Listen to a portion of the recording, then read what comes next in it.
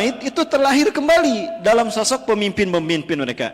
Nah, Ruh Al-Husain diyakini oleh sekte Syiah Nusairiyah ada menitis kepada Bashar Assad.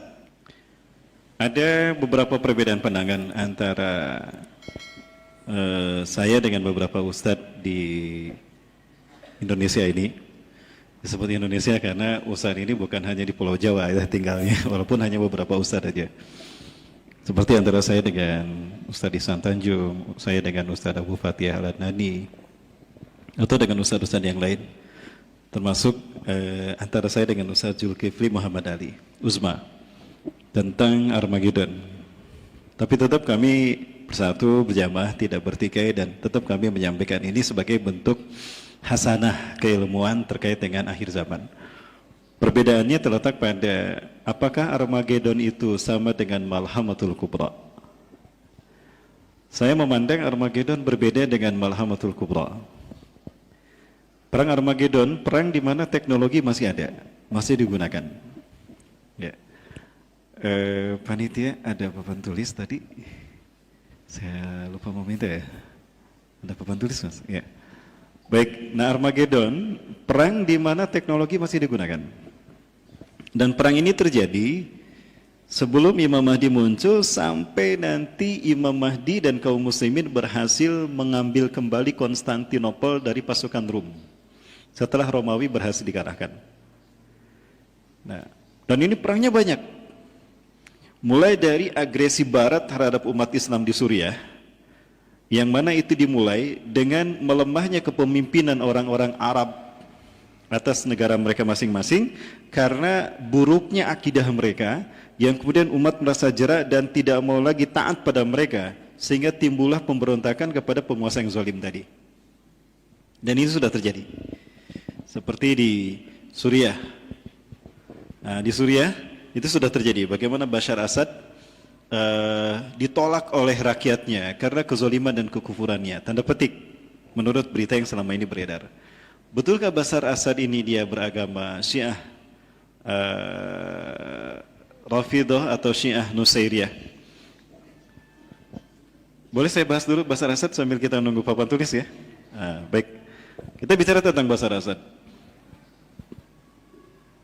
Suriah dulu dijajah oleh Prancis pada tahun 1916. Tiga negara mereka berupaya untuk memecah-mecah Syam dibagi tiga, untuk Inggris, Prancis, dan Uni Soviet. Uni Soviet tahun 1916.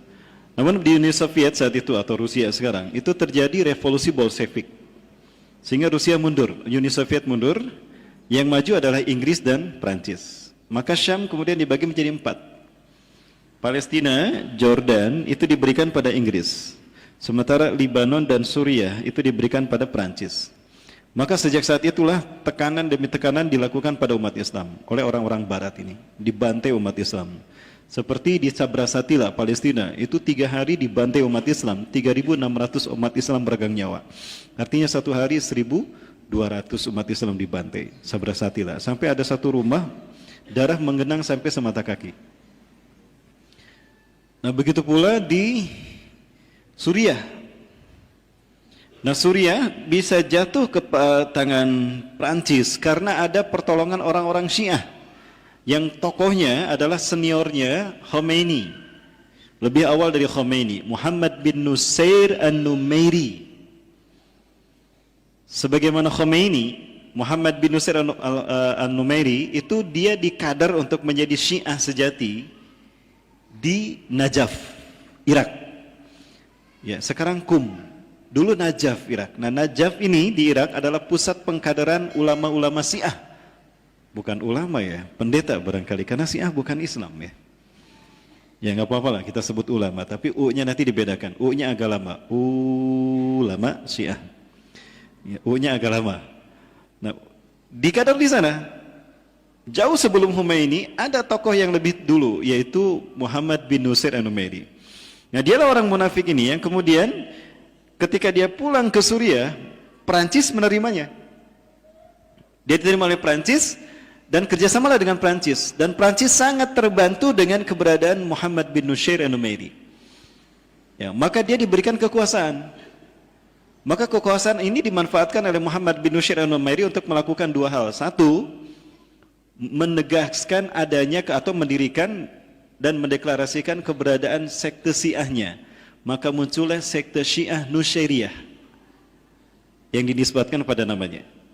Dan sekte Syiah Nusyairiyah ini sangat zalim ingkar luar biasa. Di antara sekte Syiah Nusyairiyah ada sekte Hulaziyah.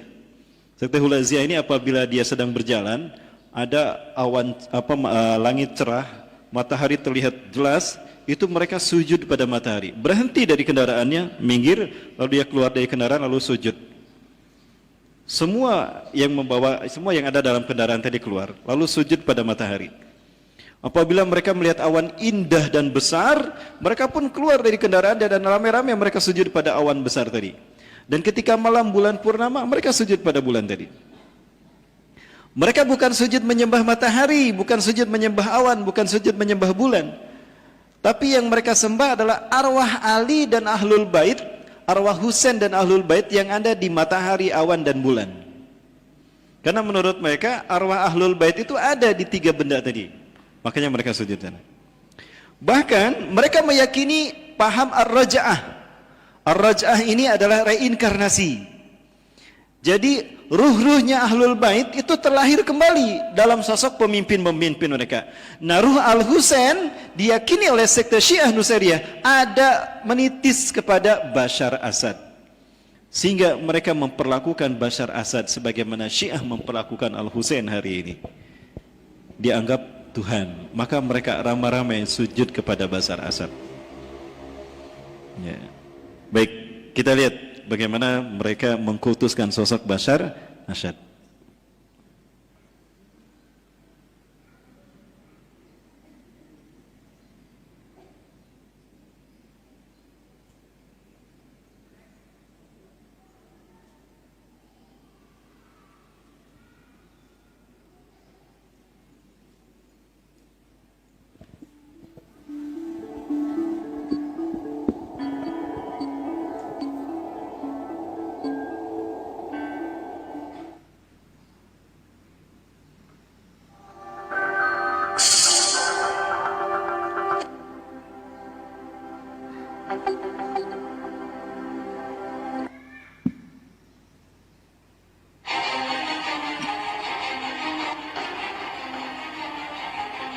تفضل. اسألوا الإيبائي، اسألوا إيبائي، اسألوا جدي، اسألوا نسبي، اسألوا الشموخ، اسألوا للواحد الأحد، اسألوا ما شئتم. بعنا البعث ديني ورسم الشر، بعنا البعث ديني ورسم الشر. Ini yang berkata adalah ulamanya Nusyairiyah. Dan ini disiarkan di televisi nasional Suriah. Di televisi nasional Suriah mereka mengatakan begini.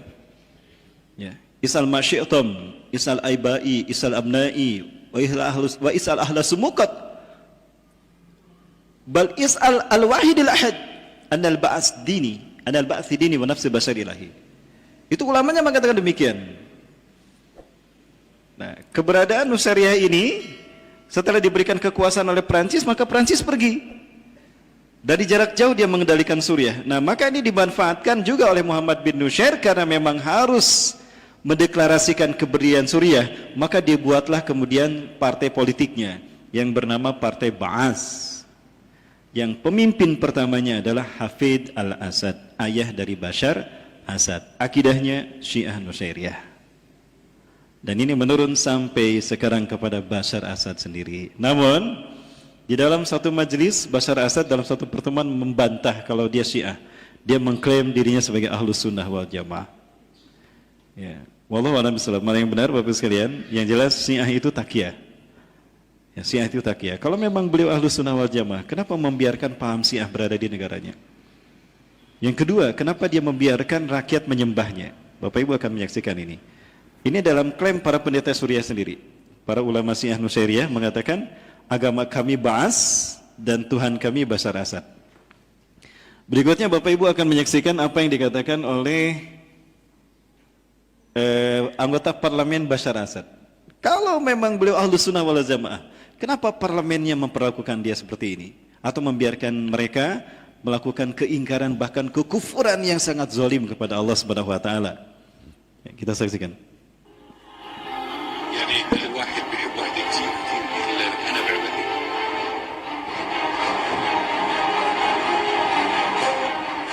ونحن الان على الهواء اتحداك واتحدى اللي خلقك يثبت انه الامن بسوريا والقطاع سالما من الاول والسافرين تعتقد حضرتك بعدين مين اللي بده يحشرنا احنا بالزاويه هذا؟ اللي بده يحشرنا بالزاويه بنحشر الله اللي خلقه كلياته على بعض بنحشر الله اللي خلقه كلياته على بعض استغفر الله العظيم ما فينا يا استاذ ما حدا بيحط سوريا بزاويه ما حدا بيحطها بزاويه عم بشار الاسد قبل الله يعني وانا بقول لك اياها هيك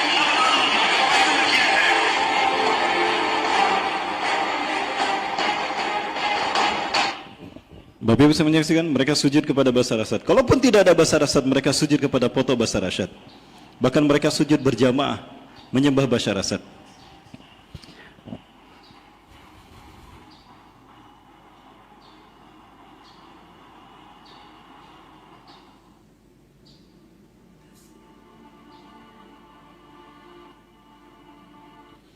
Kalau memang dia berakidah Ahlus Sunnah wal Jamaah, lalu kenapa dia membiarkan rakyat menyembahnya?